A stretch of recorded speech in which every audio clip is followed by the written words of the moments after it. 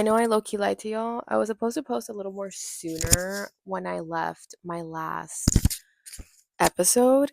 And low-key, I just feel like life got hectic and I had to crash out for a bit so I could just come at you guys with more topics to talk about. But welcome back to another episode of Unprofessional Advice. This is a segment in my channel. I just post topics and I give you guys my unprofessional advice as a 22-year-old. They were tackling the fear of being cringe, the fear of being cringe, right? I feel like it's everyone's kind of thing when it comes to say social media or when you're just doing a new endeavor or a new venture. I feel like that's a constant thing that we're all battling, right? Before I want to get into it, I want to kind of just talk about where those feelings might stem of the fear of being cringe.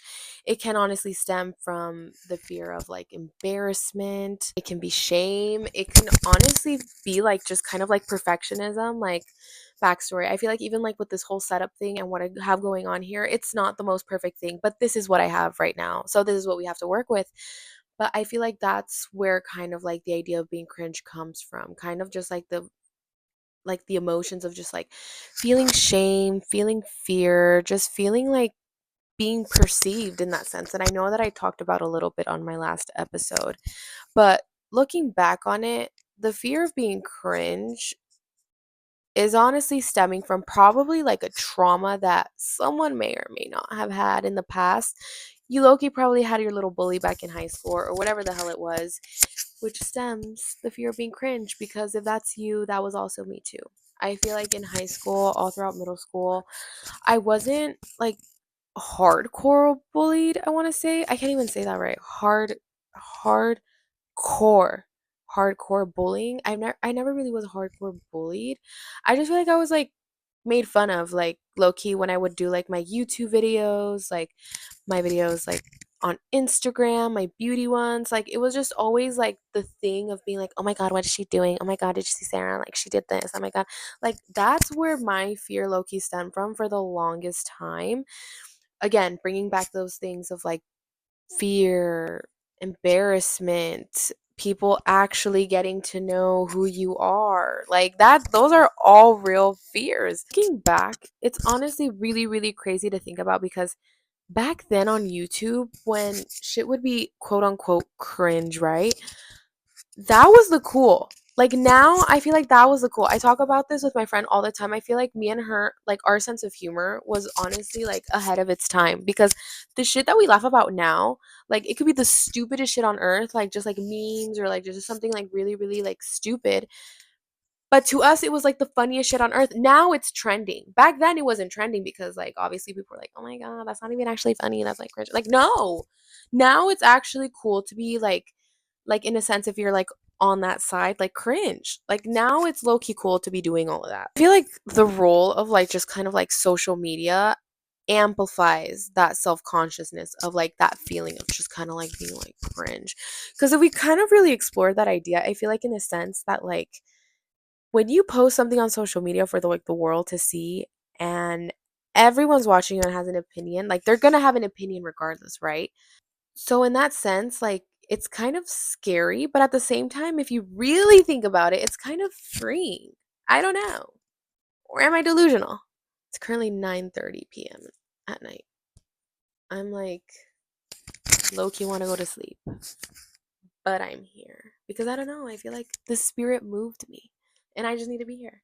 But the fear of being cringe, I feel also stems from a lot of other things when we really think about it. Because when it comes down to that, the fear of failure, right? So when posting on Instagram, posting on a bunch of shit for the world to see, they're say an accomplishment or a job or something that you did, it's always that fear of what if I fucking fail at this shit and I posted that shit for nothing, and now the world knows that I failed. That low-key took me to a dark place. Yeah, no. I feel when you really think about it that way, it's that fear of imposter syndrome, that you don't feel like you deserve that feeling or that you need to do, or the fear of failure. It honestly comes down to the fear of failure when it comes down to being cringe, because if you're cringe and you actually try and you fail, you feel the whole world is watching you. You feel the whole world is watching you fail, and I feel dissecting that thing of fear of failure and everyone watching you, you need to take that shit away. You need to take that shit away, because I feel like there's no such thing as like quote unquote failure, right? Because I feel like right now, like a lot of people, they're scared of being seen to try, or to try like a new endeavor, or trying like a new thing that they're actually really excited about, and they post it, and what if it fails? What if it doesn't work out? Or what if people are talking about you and you're not actually good at this thing? Like at the end of the day, at the end of the fucking day, it comes down to this one thing for me. I'm like, nobody's paying my bills. Those people that are talking about me, those people that are like talking shit about me, are not paying my bills. They're not paying my bills for me to be caring enough about them, because at the end of the day, like, it doesn't matter what they think of you, because at the end of the day they don't pay your bills. I know that really comes down to it, but they don't pay your bills. Like, I could care less about a bitch that talks about me and doesn't pay my bills, or isn't at a place in life where she's doing good. But honestly, that's another topic for another time. We're getting off topic here. But moving on from this, I feel like we can also kind of see cringe as growth. I feel like the things that we cringe about from our past, or we think that we didn't do it so hot or do it so amazingly, or we look back and we're just like, oh, why did I do that? Like, we grew from it, or at least I hope you grew from it, right? But we grew from it. At least I did. In that sense, like, I kind of want to bring up this new thing that I started, honestly, like 2 weeks ago. I became, before y'all say, Sarah, another fucking side quest. I'm like, bitch, another fucking side quest. I'm like, yes, another side quest, because why not? I am in my 20s. I feel like I have to do all the things that I need to do. And I feel like this is my calling right now. And this is what I need to be doing. This is what I need to be doing. And hence why I feel like my speech got better. My presence has become more known. But in that sense, I started this new venture, this new little hobby that I have of being a cycle instructor. It sounded a little better in my head. Yes, I became a cycle instructor. And honestly, the journey has been low key a little crazy, because training was one thing. If you asked me during like my audition process of like auditioning for this company that I had to audition for in order to be like considered to be an instructor, you would have been like, Sarah, that shit was so fucking cringe. Like, you were so cringe for doing like that audition, because I kid you not, y'all, like, I literally got on there, and you're supposed to like what? Like perform like 5 songs, and kind of like like pretend that you have an audience, and mind you, like nobody's there. Nobody's there to like kind of like be like, "Oh my god, you're doing amazing. Yes, girl. Yes, push." No. No. No. I was literally there just pedaling away, and just kind of having like this idea of like, oh yeah, I'm cycling, I'm cycling. But then at the same time, I had to call out like certain rhythms, certain like gear changes, and on top of that, I had to talk at the same time as I was doing exercise. So mind you, my my ass was literally like I was breathing so heavy, like I could not keep up. And on top of that, like other people, like the people that work there, just like cleaning and stuff like that, like they were watching me, and I feel like my fear was just like, oh my god, they're watching me embarrass myself. I'm just out here like I look back at that audition, it was so cringe. Like, I'll make a YouTube video about like that process for myself, because that shit was cringe. But see, I look back and I'm like, damn, I've come a long way, and I've learned how to talk to people. I've learned how to control my breathing. The more I did it, the more I felt comfortable. And I feel like with anything, right? Because after that audition, I had to do a series. Like, they accepted me for whatever the freaking reason it was. I don't know why. I don't know how they accepted me, but they did. The point is, they did. And I feel like I took that as a sign. I was like, you know what?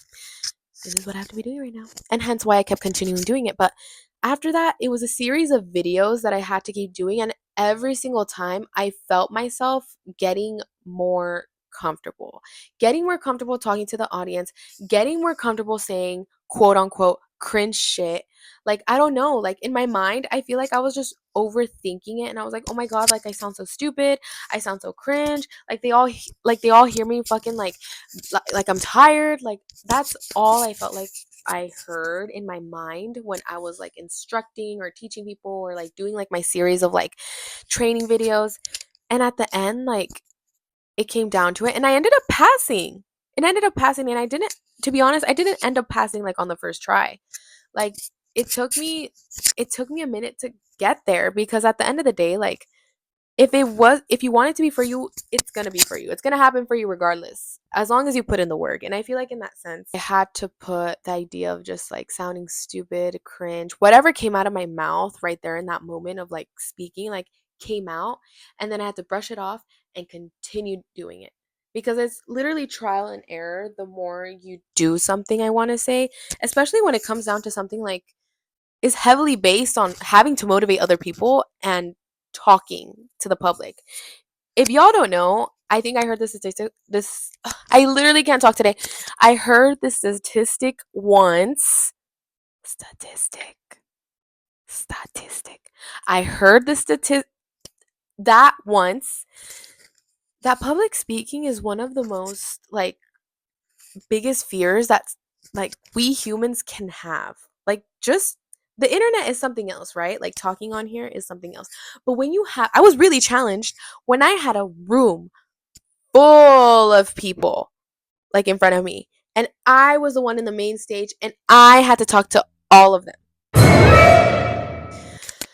That truly was a humbling moment because I'm just like how am I here now? Now I'm like week 3, week 2 now, and I feel way better. I feel like I can talk to people way better. My confidence went up.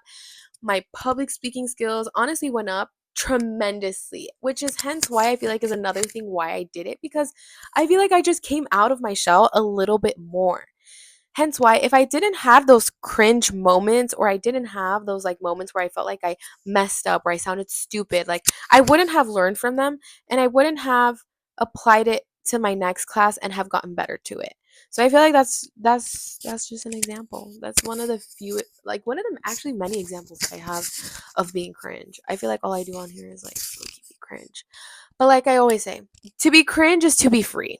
Like when it really comes down to it, to be cringe is to be free. And I wouldn't have it any other way.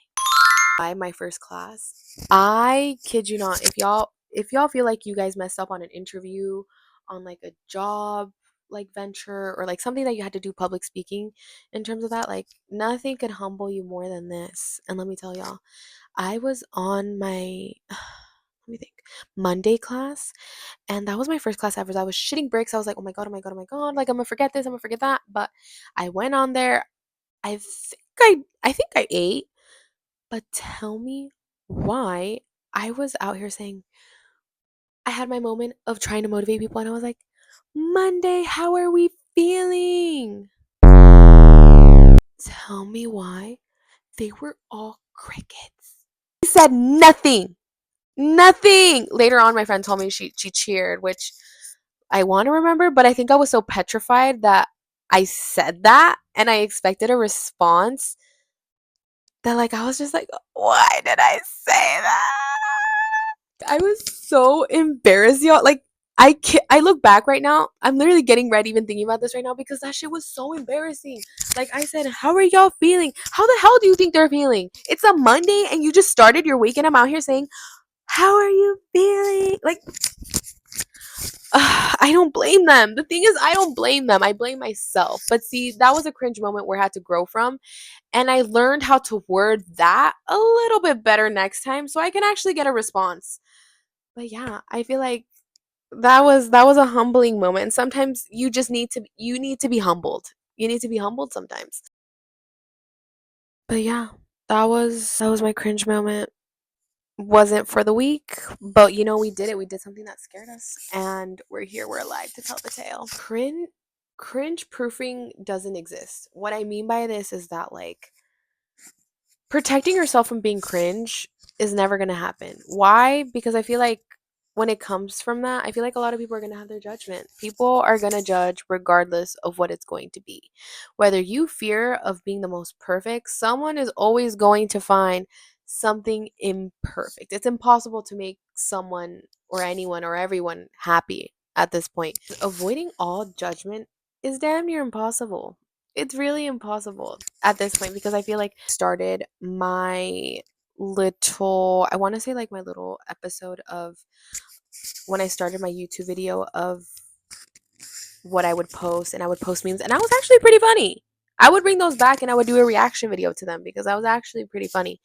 But I look back and I'm just like, damn, I really at that time embraced my awkwardness and my imperfections as an aesthetic. I embraced that shit and I was owning that shit up until the point where these basketball boys were out here like, Sarah, why are you posting that? Sarah, you're so cringe. Sarah, what's up with your YouTube? Oh my god. Biggest regret is ever listening to the fucking haters. Literally the fucking haters, because I'm just out here like, I don't even want to talk about where they're at right now because, again, I don't know, nor do I care. That cringe core is just like something so empowering in that, where you're just embracing all your imperfections and you're just embracing who you are, and what you put out there is what you put out there. Hence why I'm doing this. I just feel like embracing that cringe is to be free. And I've never felt more free now rather than, let's say, like a year and a half ago, like where I was trying to be this like mysterious baddie and nobody knew who I was, or like they knew but like they would only know me because of pictures, or I wasn't show my personality on there, and I would only post like kind of like my makeup videos where I wouldn't talk. I would just put like song in the background and that's it. But now I just feel like I'm at a point where I'm like, low key, I realized I was like, we only have one life, and I'm choosing I'm choosing how to live it, which is this. Literally just talking on the freaking camera. And mind you, I don't think anyone's going to see this. I don't think this is ever going to see the light of day. But this is honestly helping me. It makes me feel better, and it makes me feel 100 times, if not 10 times more better than I actually feel now. And there's probably a bunch of imperfections that happened in this freaking episode, but the spirit moved me of being here. I'm embracing this cringe shit, or what we call it here. And I feel like I wouldn't have it any other way. But yeah, that was my episode. It's kind of short and sweet. I'm not making it too long just because um, it just takes me 5 ever to edit. To be completely honest, it takes me 5 ever to edit, and I have a lot of things going on. But I will try to make this more of a consistent thing because I have so many topics that I just want to talk about with y'all. And maybe we'll have it in a different setting. Who knows? Like in my desk, or like, I don't know, maybe I'll have a setup. But no promises, but most of all, I like being on here because it's so intimate, and it's also like so like I feel like we have a connection or something. Whether you're going to school, work, you're on your bed, or just having me play in the background, I appreciate y'all being here. Thank you so much for being here. And I'll catch you guys on the next one. Look at me. I already sound kind of like a YouTuber. Guys, on the next one.